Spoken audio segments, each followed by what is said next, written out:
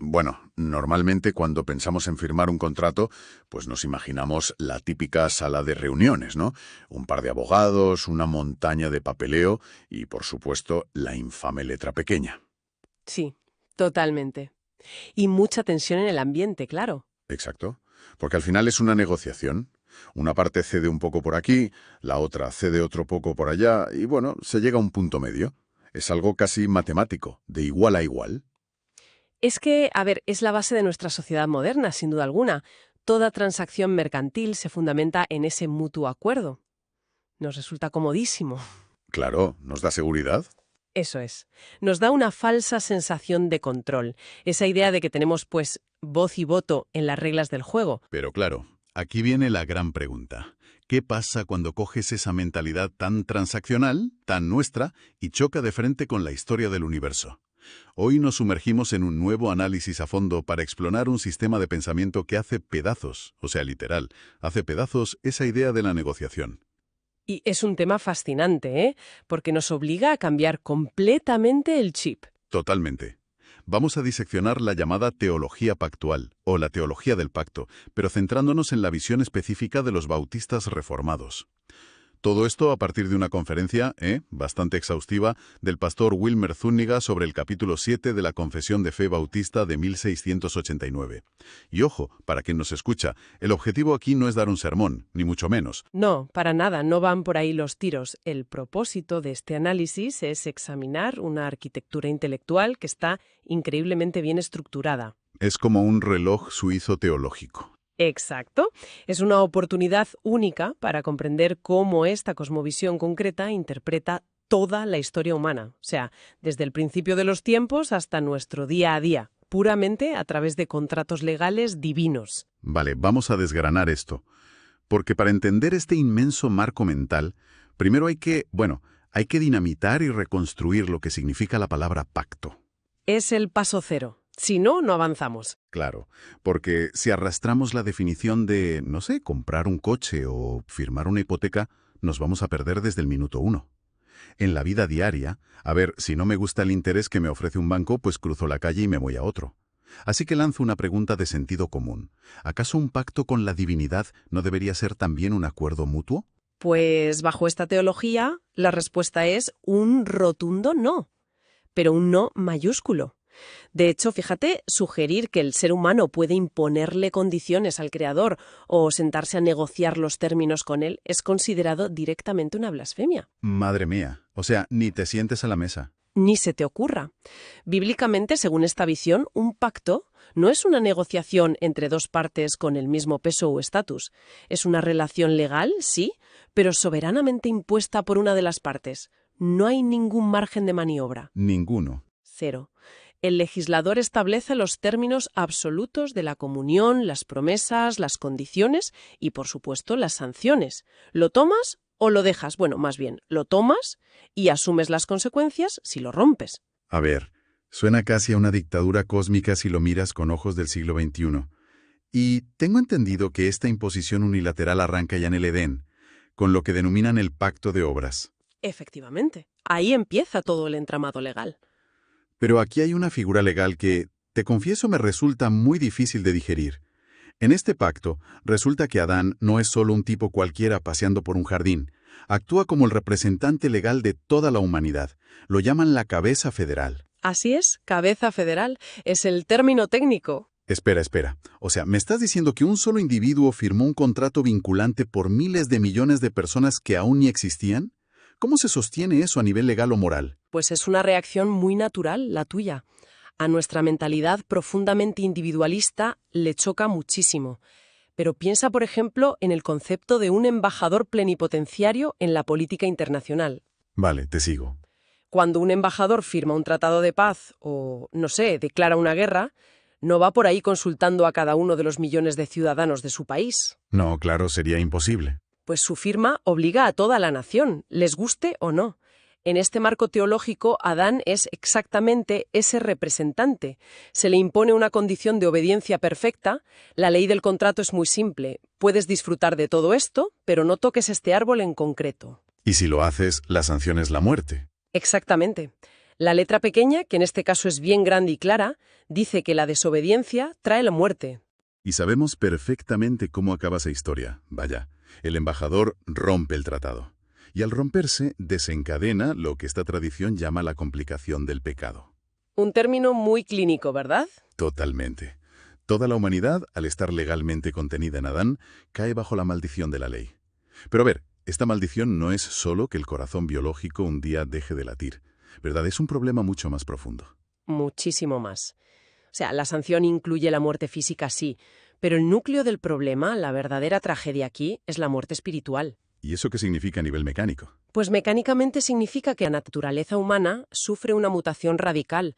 El ser humano desarrolla un aborrecimiento activo, una aversión total hacia la santidad de Dios. Ostras. O sea, no es solo que seamos neutrales o estemos confundidos. No, hay rechazo. Ya no es solo que la humanidad esté en bancarrota legal y deba una deuda impagable, es que ha perdido por completo la capacidad y hasta el deseo de cumplir cualquier término para restaurar esa relación. Ya no hay voluntad de arreglarlo. Hay un detalle histórico y lingüístico muy curioso aquí, sacado de la conferencia de Zúñiga. Cuando los pensadores del siglo XVII, como Nehemías Coxe, redactaron estos documentos, al hablar de caer bajo la maldición de la ley, no se estaban refiriendo a los 10 mandamientos que todos conocemos de las películas. Claro, es una precisión vital para no perdernos. En este contexto técnico, para esos teólogos, la palabra ley funciona como un sinónimo exacto de pacto. Se refieren exclusivamente a ese pacto de obras original en el Edén. Nada que ver con Moisés ni las tablas de piedra. Exacto. Esos mandamientos llegarían miles de años después. Aquí, la ley es simplemente aquel contrato de obediencia perfecta que Adán destrozó al principio. Vale, de acuerdo. Recapitulemos el escenario, porque tiene tela. Tenemos a una humanidad que ha roto el contrato, que se enfrenta a una sanción letal y que por su propia naturaleza corrupta es totalmente incapaz de arreglar el desastre. Un callejón sin salida, vaya. La conexión causal es evidente. Un problema legal inmenso exige una solución legal infalible, pero la humanidad no puede aportarla. Y aquí es donde se pone realmente interesante, porque la solución no aparece en la historia humana. Se gesta antes de que el universo mismo existiera, en lo que podríamos imaginar como una sala de juntas cósmica. Es un giro arquitectónico fascinante, ¿a que sí? Puesto que el problema era irresoluble desde la Tierra, el rescate tenía que ser diseñado fuera del tiempo y del espacio. Fuera de nuestra jurisdicción. Totalmente. Y esto nos introduce en el Pactum Salutis, que es el pacto de redención. Es literalmente un acuerdo corporativo, un contrato intratrinitario firmado en la eternidad. Pero a ver, ¿cómo funciona un pacto antes del tiempo? El contraste que plantea la fuente me parece brillante. A Adán se le puso una condición futura, que era, haz esto y vivirás. Todo pendía de un hilo, de su libre albedrío. Pero en esta sala de juntas, el contrato es con Cristo, y la premisa se invierte por completo. Es vive y haz esto. Esa inversión lo cambia todo. El éxito está garantizado por contrato antes de empezar la obra. Esa es la clave de bóveda de todo el sistema de la Confesión de 1689. Claro, ya no hay riesgo de fracaso. Ninguno. Si analizamos el texto de Lucas, en el capítulo 22, vemos a Jesús afirmando que el Padre le ha asignado un reino. Lo interesante, y aquí nos ponemos un poco técnicos, es que la palabra griega subyacente denota literalmente hacer un pacto. Hacer un contrato. Eso es. En la eternidad se reparten roles legales absolutos. El Padre entrega un pueblo específico y le promete un reino al Hijo. Vale, ese es el papel del Padre. Y el Hijo asume la inmensa responsabilidad de encarnarse, de vivir esa obediencia perfecta que Adán fracasó en mantener, y de sufrir vicariamente para pagar la sanción del primer contrato. Y falta una persona en esa sala de juntas. Claro, el Espíritu Santo que asume el rol de aplicar esa redención eficazmente en el tiempo a lo largo de la historia. Y justo en este punto de la estructura, Zúñiga menciona una de esas palabras de domingo que suenan casi a física cuántica, el infralapsarianismo. Ah, sí. Es un término que asusta un poco al principio. Ya te digo, entiendo que es un debate profundo sobre cómo Dios veía a la humanidad al firmar este pacto, pero ¿por qué es tan importante este nivel de detalle tan friki, tan técnico? Pues porque resuelve el mayor dilema lógico y filosófico sobre la justicia divina. Imagina la escena, en la eternidad, ¿vale? Se firma el pacto para salvar a un pueblo. La gran pregunta del infralapsarianismo es, lógicamente hablando, cómo contemplaba la divinidad a esas personas en el momento exacto del decreto. ¿Eran vistos como seres neutros, como simples conceptos en blanco? Claro, porque si fueran neutros, salvarlos sería simplemente darles, no sé, una mejora de estado. Sería un regalo, pero no un rescate de un pozo. Exactamente. La genialidad de esta postura es que argumenta que el pacto de redención se hizo contemplando a la humanidad ya caída. O sea, ya los veían en el pozo. Ah, vale. Aunque no hubiera pasado aún en el tiempo. Eso es. Aunque todo se planee en la eternidad, el orden lógico dicta que primero se permite la caída y luego se decreta la salvación de un grupo específico. ¿Y por qué importa tanto ese orden? Porque esto protege la justicia y la misericordia de Dios. La ira recae sobre el pecado real, no sobre una abstracción teórica, y la gracia se aplica a personas que ya son consideradas pecadoras y que merecen la condenación. Porque la gracia solo es verdadera gracia si se aplica a alguien que claramente no la merece. Exacto, ahí le has dado. Si no, sería otra cosa. Es una ingeniería teológica de altísima precisión. Pero a ver, esto me lleva a un problema práctico enorme. Tienes este macro contrato perfecto, blindado por 3 partes infalibles y firmado antes de que los planetas empezaran a girar.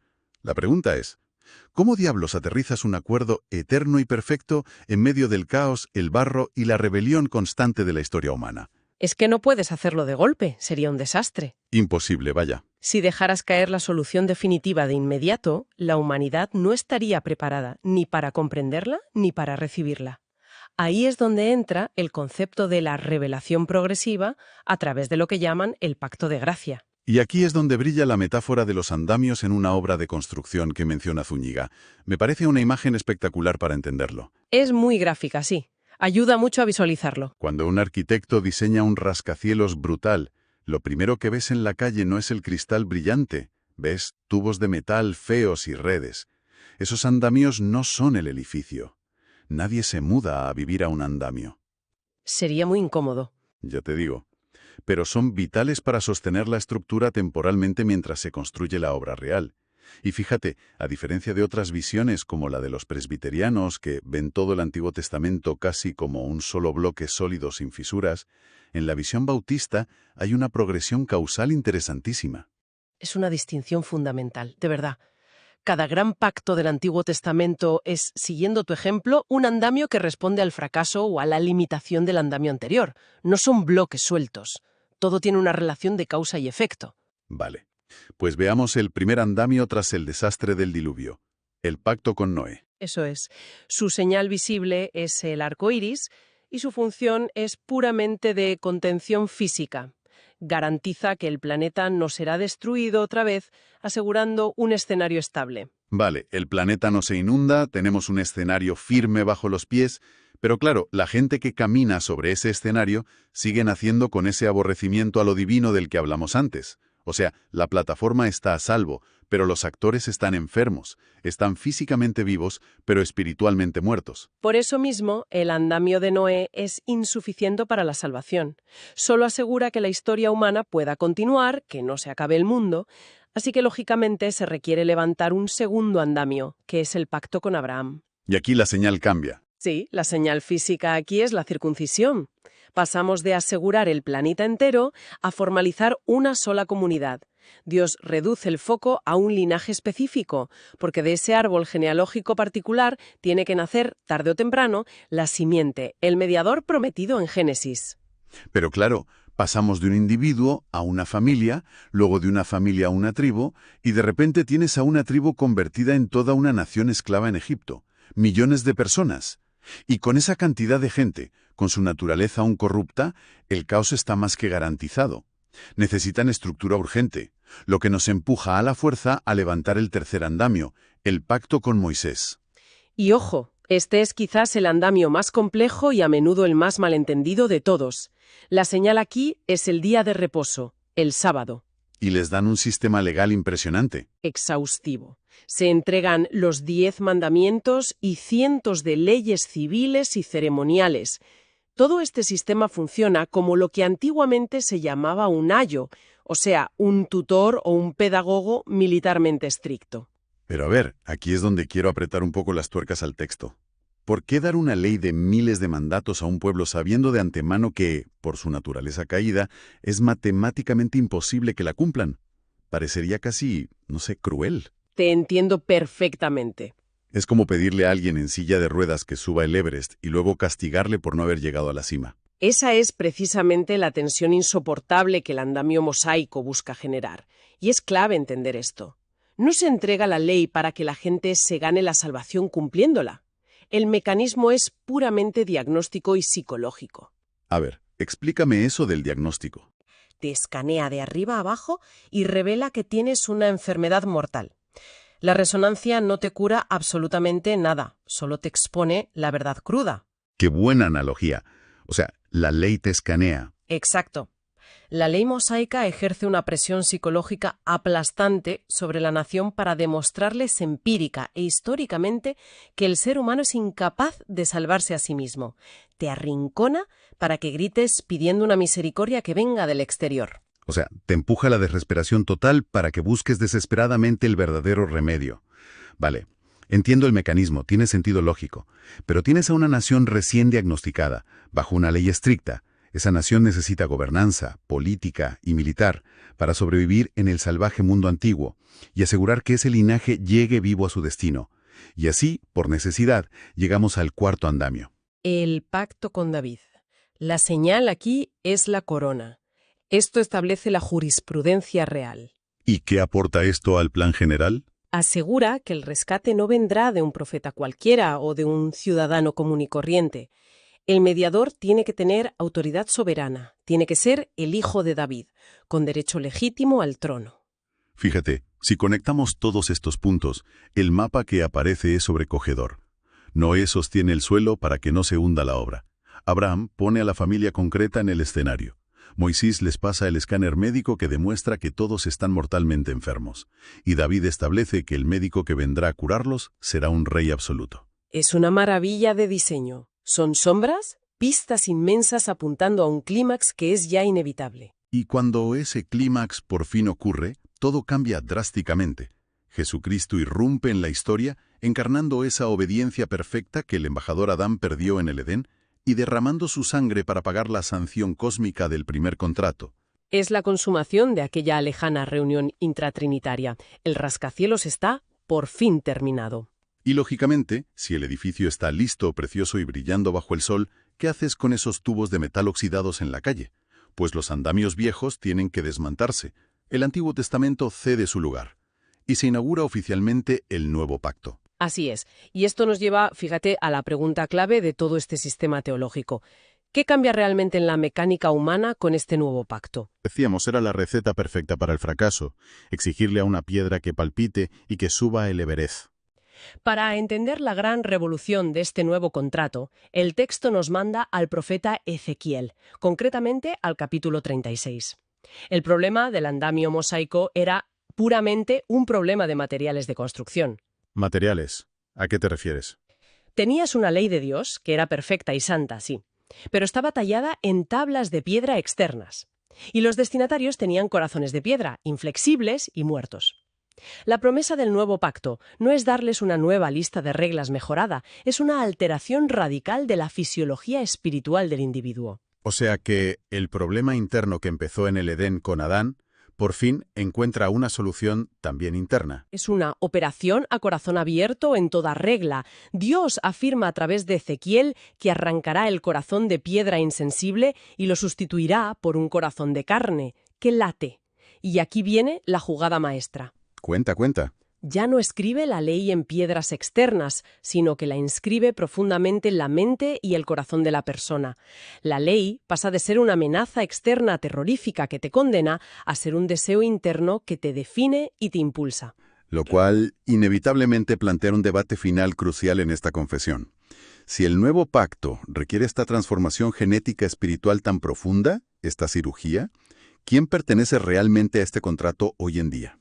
Y aquí es donde la teología pactual bautista se separa tajantemente de otras tradiciones, como la presbiteriana que mencionábamos antes. Así es, aquí está la gran frontera.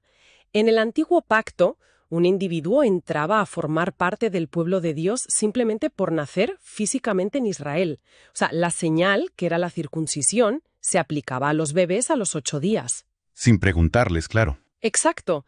Pero la rigurosa lógica bautista argumenta que, como el nuevo pacto está fundamentado única y exclusivamente en corazones regenerados, la puerta de entrada ya no es el nacimiento biológico, ahora es el nuevo nacimiento espiritual. Pero a ver, esto nos deja con un problema práctico evidente en las iglesias. No puedes hacerle una ecografía al alma de tu vecino de asiento para ver si tiene un corazón de carne o si sigue siendo de piedra. ¿Cómo sabe esta comunidad quién está dentro del pacto y quién está fuera? Pues se guían por la evidencia empírica de los frutos. Si la ley de Dios ahora está verdaderamente codificada en el interior de la persona, la respuesta natural y visible no será el aborrecimiento aquel del Edén, sino el amor y la obediencia a esa ley. Claro, se notará en sus acciones. Un ejemplo clarísimo que debaten es el día de reposo. Quien tiene el corazón cambiado por la cirugía de Ezequiel buscará guardar ese tiempo para lo divino, no como una carga pesada e impuesta bajo amenaza de muerte policial, como pasaba en el andamio mosaico, sino como una alegría genuina y totalmente voluntaria. O sea, lo hace porque quiere, no porque le obligan. Exacto. Y es por esta deducción lógica tan estricta que los bautistas reformados rechazan de plano el bautismo infantil. Según ellos, solo se puede administrar la señal del nuevo pacto, que es el bautismo en agua, a quienes manifiestan esos frutos evidentes de poseer un corazón de carne. Un bebé no puede manifestar eso. Menudo viaje conceptual nos hemos pegado hoy. Si nos alejamos por un segundo y contemplamos el panorama completo que pinta la Confección de 1689, es realmente sobrecogedor. Hemos partido de una imposición legal, unilateral e innegociable en un jardín primitivo, donde las acciones de un solo hombre, aquel embajador, arrastraron a miles de millones al abismo de la muerte espiritual. Sumarnos a una especie de reunión corporativa divina, una sala de juntas antes del tiempo mismo, donde se diseñó un rescate perfecto y garantizado para aquellos que, lógicamente, ya se encontraban rotos. Hemos caminado siglo a siglo con el texto de Zúñiga, viendo cómo se levantaban enormes y complejos andamios históricos, andamios de contención física con Noé, de linaje con Abraham, de diagnóstico y de pura presión psicológica con Moisés, y de jurisprudencia real con David. Estructuras impresionantes todas ellas, sí, pero que en el fondo, y esta es la clave, eran temporales. Estaban destinadas a ser derribadas sin ningún tipo de nostalgia una vez que la verdadera obra maestra, ese corazón de carne del nuevo pacto, estuviera por fin terminada. Es un ejercicio de coherencia lógica envidiable. La verdad es que, independientemente de que uno acepte sus premisas teológicas o no las acepte, la capacidad de este sistema para entrelazar la eternidad, la moralidad, el derecho y toda la historia humana en una sola narrativa sin fisuras es francamente intelectualmente fascinante. Cada pieza del rompecabezas encaja y justifica su propia existencia. Estoy convencida de que es un monumento del pensamiento del siglo XVII. Sin duda alguna. Y bueno, todo esto nos deja con una reflexión final para llevarnos a casa y darle vueltas. Una idea que, si lo pensamos, va mucho más allá de la teología bautista y que toca la base de nuestra propia realidad actual. A ver, cuenta. Pensemos en esto. Si una tradición de pensamiento tan profunda argumenta que miles de años de historia, con sus reyes ungidos, sus leyes implacables, sus naciones e instituciones imponentes, fueron en realidad simples andamios temporales, o sea, estructuras que la misma divinidad planeó desmantelar una vez que cumplieran su estrecho propósito? Sí, andamios desechables al fin y al cabo. Exacto, pues cabe que nos preguntemos seriamente sobre nuestro presente. ¿Qué estructuras económicas, qué instituciones políticas o qué certezas científicas y morales de nuestra sociedad actual estamos defendiendo hoy como si fueran el edificio definitivo? ¡Ostras! Es una gran pregunta. ¿No será posible que muchas de las cosas que hoy consideramos eternas e intocables no sean más que otro rudimentario andamio? Quizás silenciosamente solo están sosteniendo el escenario, preparándonos para el siguiente gran y doloroso salto en la historia de la humanidad. Sigamos cuestionando absolutamente todo lo que damos por sentado. Nos